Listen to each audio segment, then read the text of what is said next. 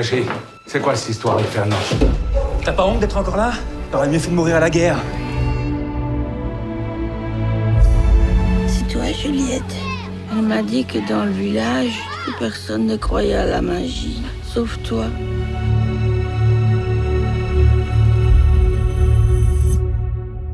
Pietro Marcello, Louis Garrel, Juliette jouant. C'est l'envol en ouverture de la Caserne des réalisateurs. Je vais d'abord me tourner vers Juliette.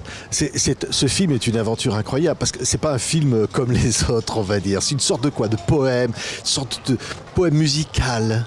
Je le traduirais comme ça, de conte musical, un peu féerique et en même temps qui peut être parfois très dur. Ouais. Voilà. Ouais, on vous voit grandir. Alors, il y a Louis qui va arriver dans votre vie, dans le personnage. Louis est un peu un rêveur. Il amène le rêve d'Icare dans le film. Vous savez que vous l'avez lu le film. Moi, j'ai toujours pas vu le film. Ah bon? Donc moi, je peux vous parler de souvenirs de tournage. Je peux vous parler Vous savez que vous faites de l'avion dans le film, hein? Ah ça, je me souviens très bien que je fais de l'avion. Oui. Je suis un aviateur. Là, je peux vous raconter plein de trucs, mais alors le film, là, je l'ai pas vu. Tout le monde l'a vu sauf moi. Oui, si, lui il l'a vu là. Pietro, c'est le réalisateur. C'est un film, que je dis, c'est adapté d'un roman russe. Mais c'est quoi? Comment on peut le définir un film comme celui-là, Pietro? C'est une histoire universelle. C'est possible aussi d'adapter ça à Naples. Hein. C'est pas différent. C'est possible d'adapter partout.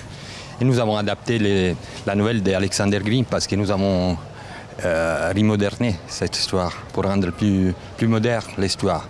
Parce que dans les films, nous avons détruit les princes attendus, que c'est lui. Ouais, regardez. Ouais. Moi, je vous propose de regarder la bande-annonce. Hein. On va voir que l'ambiance du film n'est pas exactement celle de ce qu'on a autour de nous. Mais c'est magnifique. Regardez, l'envol.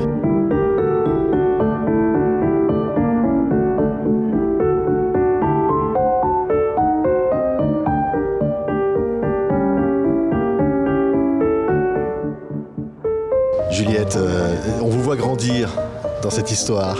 Votre personnage, c'est aussi celui d'une certaine émancipation féminine, ce qui est très beau dans le film. Totalement. Et justement, je te spoil, on pourrait croire que l'arrivée de Jean arrive comme... il va débarquer. Hein. Voilà, arrive comme celle d'un prince charmant, mais finalement, je pense que Juliette s'émancipe d'elle-même via ses premières expériences aussi. Mais elle rêve avant tout de liberté, elle arrive à s'évader grâce à son imaginaire. Ouais, Louis qui n'a pas vu le film sait qu'il fait de l'avion. En tout cas, ça donne envie. Ouais, ça donne envie d'aller le voir, mais je vous dis, il faut aller le voir. Parce que voilà. Ce qu'on peut dire de précis, c'est que vous savez, il y a des cinéastes, moi je parle de Pietro, qui cherchent par exemple à être moderne ou post-moderne et tout ça, alors que Pietro, et c'est ça qui moi m'a intéressé depuis le départ, puisque j'avais vu son travail avant, c'est qu'il cherche le cinéma primitif. Donc alors d'une certaine manière, on pourrait dire que c'est un film musical et tout ça, mais c'est aussi un film de cinéma au sens du cinéma primitif, c'est-à-dire comme Pietro a fait des documentaires avant, maintenant ce qu'il cherche dans un film qui n'est pas du tout un documentaire, qui est complètement installé, qui est complètement artificiel, c'est une reconstitution d'une époque, et qui est quand même un documentaire, qui vient aussi de documentaire onirique. Tout d'un coup, le fait de faire une fiction avec Pietro qui est italien et qui a aussi un imaginaire de cinéaste italien, plus de grands spectateurs de films russes, en France, l'ensemble a fait que c'est un espèce qu'il est très original, le film. Oui. En tout cas, le tournage. Et très vrai, je pense. Oui, et très beau, Pietro, hein, c'est ça. Parce que il y a même à certains moments des images d'époque que vous colorisez, comme ça, que vous réinventez, que vous réintroduisez dans l'histoire. Oui, parce que à la base, je suis archiviste. Je travaillais toujours avec les archives. Pour moi, déjà, mon film, on va devenir archive, d'utiliser pour autre chose. Et de toute façon, je suis grandi avec les documentaires et je suis habitué à utiliser toujours les mêmes méthodes parce que je suis habitué à travailler sur l'impréviste. Et le cinéma, c'est toujours une impréviste parce que je ne fais pas beaucoup de confiance au scénario parce que toujours nous avons la transposition filmique et toujours je me trouve à changer les choses sur les tournages. Peut-être que c'est le karma, je suis habitué comme ça. Ouais. Peut-être on pourrait dire que l'histoire du film, c'est comment une histoire qui commence vraiment avec une tragédie, parce que ce qui arrive quand même à sa famille, c'est une tragédie, comment par la force et la volonté et de la bonté, on pourrait dire, à un moment donné, les choses s'élèvent et trouvent un autre... et la vie continue d'une manière beaucoup plus douce, quoi, ou beaucoup plus belle, ou beaucoup plus... on pourrait dire... lumineuse comme ça, voilà. C'est-à-dire que ça part du chaos comme ça, puis ensuite ça va vers la lumière. Ouais. Ça serait le chemin du film. Et puis la musique. Alors Gabriel Yared, extraordinaire musicien, qui vient. Il a été là tout le temps, Gabriel. Pour moi, c'est la première fois à travailler avec un compositeur comme Gabriel. Mais de toute façon, c'est pas seulement un compositeur.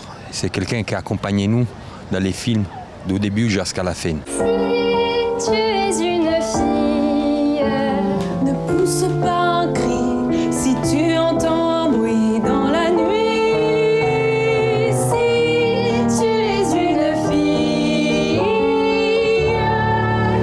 C'était un beau personnage finalement. Je sens que vous l'aimez. Ah bien sûr, bien sûr. C'est un personnage très moderne, très émancipé et qui en même temps est une rêveuse. Donc elle a cette sensibilité aussi.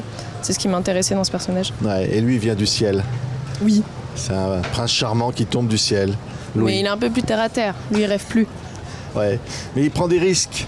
Finalement, il rêve, il s'envole, comme le titre du film, mais on peut tomber. Ouais. C'est ça que montre aussi À un le moment film. donné, il vole pas longtemps, il tombe par terre. Ouais. Il tombe par terre, mais pour essayer de faire en sorte de lui faire plaisir, comme ça, comme si elle avait reconnu en elle une femme très forte, une femme puissante, et qu'il fallait. C'est pas l'idée qu'il allait essayer de la libérer par seulement lui-même, c'est aussi d'une manière. C'est comme pour lui rendre hommage qu'il fait cette espèce de dernier vol en avion. Bien loin d'ici. Vous êtes un aventurier ? Non, je gagne ma vie. Je suis complètement folle. T'es pas folle. C'est l'amour qui est fou. Mais elle habite par ici ? Elle chante tout le temps. Bonjour. Je me suis renseigné à ton sujet au village. T'as une réputation bizarre. Pourquoi tu t'en vas? Retourne d'où tu viens. Ah mais qui voilà, ce petit chaperon rouge. Et cette bouche là. Ne touche pas. Juliette! La vie est pas tendre avec nous, ça tu le sais. Mais nous au moins on a l'espoir. C'est ça qui nous fait vivre. C'est ça qui nous permet de tenir le cap. Très beau film, hein. Ça a bouleversé tout le monde comme ça en ouverture de la quinzaine. Tellement symbolique d'un cinéma inventif comme ça. Enfin, je pense, je sais pas, les comédiens comme vous, c'est génial d'être dans une aventure fantastique. comme ça. Oui. Parce que Pietro, il tourne d'une manière assez originale, puisqu'il y avait 3 caméras 16 mm. C'était pas des caméras digitales, c'était des caméras à l'ancienne, comme on pourrait dire. En 16 mm, c'est rare de tourner à ce point-là de manière libre, avec quand même des choses qui coûtent quand même très cher. Et il nous Et laissait une grande liberté aussi. Ouais. Merci beaucoup. C'est l'envol ici au festival. Je ne veux pas l'appliquer à la lettre l'envol, hein, parce que là on pourrait se faire mal, hein, même avec un avion comme le vôtre, Louis. Ouais. Ce serait dangereux. Merci à tous les trois. Merci à Au tous. clair de lune, au clair d'été, j'entends le vent danser sur la mer.